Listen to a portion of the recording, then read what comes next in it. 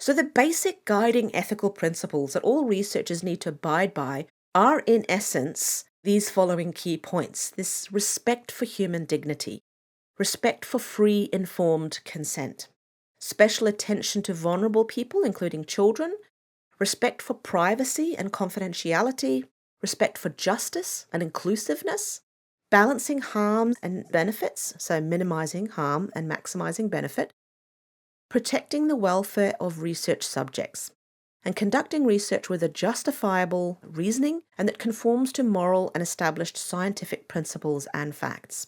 And again, protecting the integrity of data. So how do we achieve all of this? Well, one of the ways that we achieve this is by having these external or objective ethics committees, which we'll get to next.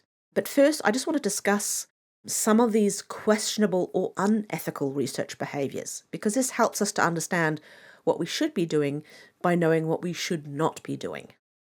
So let's look at the flip side here. What are questionable or unethical research practices? Well, as scientists, what we should not be doing is we should not be involving subjects without their knowledge or consent, right? We shouldn't coerce participants. So if someone wants to stop a study, you literally just got to go, yeah, no worries, and, let them go. You stop the study. You can't try to convince them to stay. That's unethical behavior. You may be getting really good results, and for whatever reason, if your subject no longer wants to participate, it's unethical to try to coerce them into continuing, no matter what. If a participant wants to stop, you stop immediately.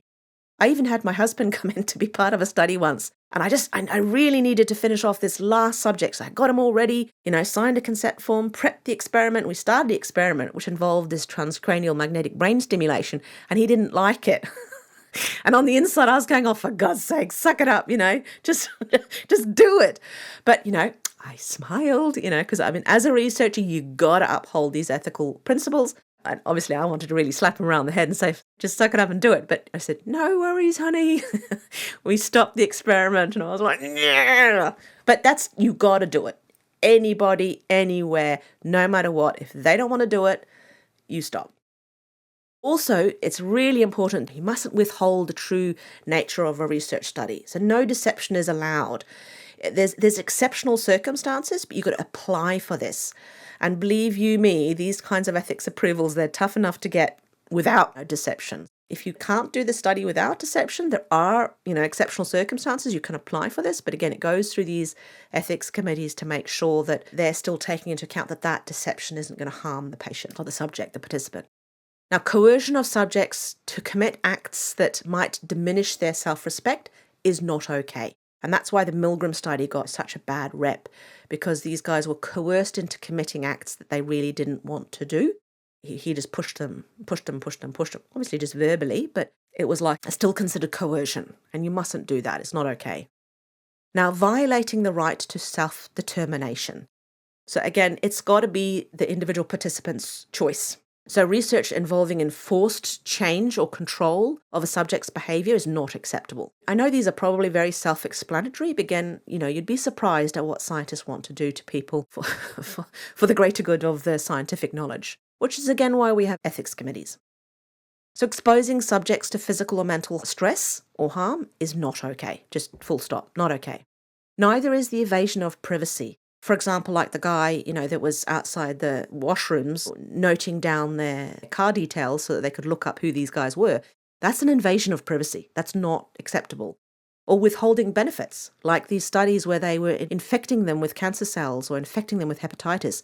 Not acceptable. And also even withholding benefits, like withholding treatment. So just watching the natural progression of the disease without treatment that could actually benefit them. You can't do that. And sometimes this is a big issue when it comes to the control group. If you're withholding treatment for a condition that is very serious, there can be ethical issues with that. So again, it's something that needs to be addressed by these ethics committees. And that's why the ethics process itself can be very involved. And then obviously failure to treat subjects fairly or with respect. Major no-no. You got to respect the person, the individual, and you've got to treat them fairly. You can't just get one group and treat them in one way and treat a different group in a different way. That's disrespectful, it's not fair, and it's just, you can't do it. So the best way to avoid these kinds of unethical behaviours in research is for all researchers having to apply for and obtain approval to do a project that involves human subjects. And this works really, really well when you have an accredited independent ethics committee. So in some places, in some countries, these ethics committees are known as institutional review boards or IRBs, or ethical review boards or research ethics boards. There's a range of names. IRBs or ethics committees, that's what we're talking about, this independent accredited committee. And these committees consider the ethical applications or implications of the research project that scientists want to do. Their role is literally to protect the research participants. So they would review proposals from scientists and are formally designated to approve or reject or to monitor or to suggest revisions of any biomedical or behavioural research that involves human beings. So they often conduct some form of risk-benefit analysis in an attempt to determine whether or not the research should be conducted in the first place. And they're also looking at individual human beings' rights, their dignity, their privacy, their respect, any potential harms, and so on. So the main purpose of these ethics committees or IRBs is to ensure the appropriate steps are taken to protect the rights and the welfare of human participants as subjects in a research study.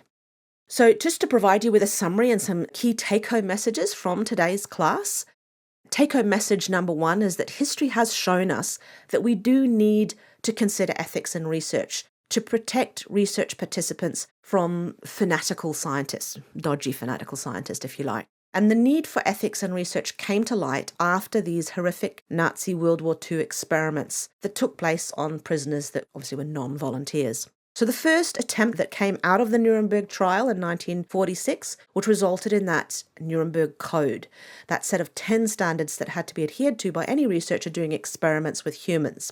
But despite these efforts of the creation of the Nuremberg Code, there were multiple examples after the Nuremberg Code that showed that there were still problems. And so therefore in 1964, the World Medical Association developed these ethical principles even further as guidance for medical doctors in biomedical research involving human subjects. And this has become known as the Declaration of Helsinki.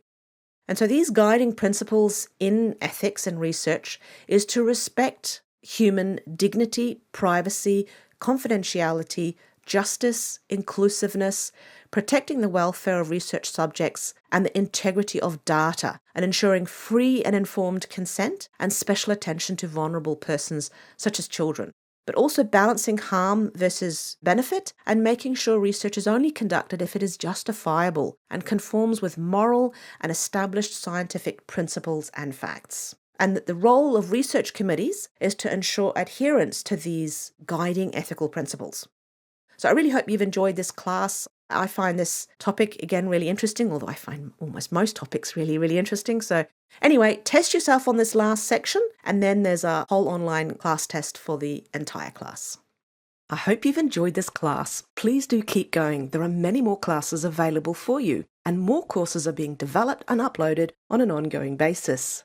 And for those of you who are members of our online resource library at www.kairoshub.com, formerly www.therealitycheck.com, I also hope these classes will help you to get the most out of the resources available to you, so that together we can enlighten the world about the science of chiropractic and enable more people to get access to chiropractic care so that we one day can see a world of people expressing their optimal potential. I want to thank you for being part of this vision. We literally provide an entire library full of resources that you will need to effectively communicate the science of chiropractic to your current and to potential practice members. These resources are also a great way for your CAs or your techs to learn from and to help them answer questions from the public about the benefits of chiropractic care. They really can save you an awful lot of training time.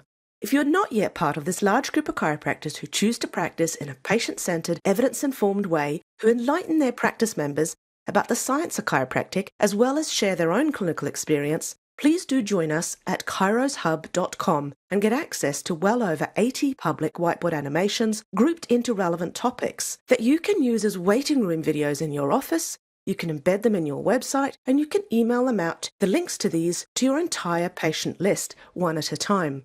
They are the best way to communicate the science of chiropractic in a public-friendly manner. Along with these whiteboard animations, there's a wealth of reference social media content. We have resized images for you so you can use them as screensavers or on Facebook or Instagram, as well as high-resolution A4 size or A3 size posters, so if you wanted to print them out. And these social media digital assets, like many of our whiteboard animations, are also available in up to 8 different languages, with many more on the way. We also have downloadable written research summaries on all these different topics. Of course, they're fully referenced.